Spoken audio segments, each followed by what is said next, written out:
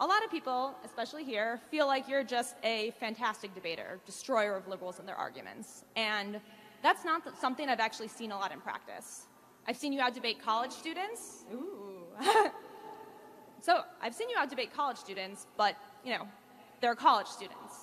If you were debating 19-year-old you, I have no question that 19-year-old you would get absolutely destroyed. And I see you have kind of fireside chit-chats with, you know, Sam Harris, Jordan Peterson. Oh. That's fine, go ahead. And you're not really debating them in a substantial way either. They have differences of opinions, but I think you more focus on where you agree than where you disagree. So my question is, A, if this is correct, and there are some exceptions like the Politicon debate last year, why do you think this is? Are liberals afraid to debate you? Are you afraid to debate them? Are there a lot of examples of really great head-to-head debates that I'm just missing? Sure, yeah. I mean, if you go back there, I did a series of debates in Seattle with a group of folks, the local head of the NAACP, the writer for the Seattle Stranger on race. We did a debate with some gun experts on gun rights. I mean, I've literally spent my entire life, my political life, having conversations with folks on the left. In fact, those are the conversations that I enjoy the most.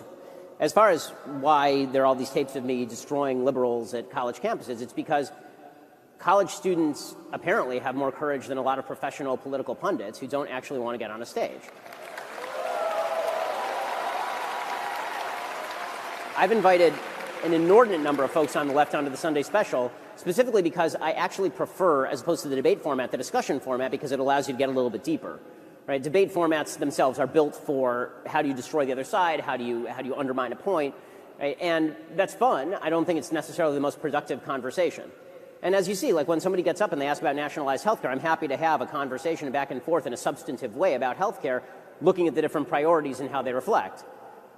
And in fact, if you actually go back and you watch all the speeches that I've made on college campuses, I would say that there are many more exchanges of me talking with somebody on the left in a respectful manner than there are tapes of me, quote-unquote, destroying anybody. You know, those are the ones that people like to watch because they're more fun, but that doesn't mean that's what's actually happening on a daily basis. Yeah, that's fine. That's fine. Go ahead. Sorry, just for one quick follow-up, I do agree with you on the point that a lot of liberal pundits are, for whatever reason, afraid to debate you. So my follow-up question was going to be, under what circumstances would you, although I'm not a famous liberal pundit, ever be open to having a substantial, long-form, civil conversation with me? I mean, I'm more than happy to have one if we can both carve out the time and I'm not losing money in doing it. Right? I mean, this is the reality, is that I only have so much time in my life, and I've spent a lot of it talking with people. I mean, this is what my law school and college experience was about, talking with folks on the left. I have friends on the left who I speak with on a regular basis. You know, I don't want to name names for fear of ruining their careers, but those conversations largely do happen behind closed doors. But people have a fear of getting out in front of a camera, specifically because we do live in an environment where the rock'em sock'em robot stuff tends to get more attention than the substantive discussion stuff.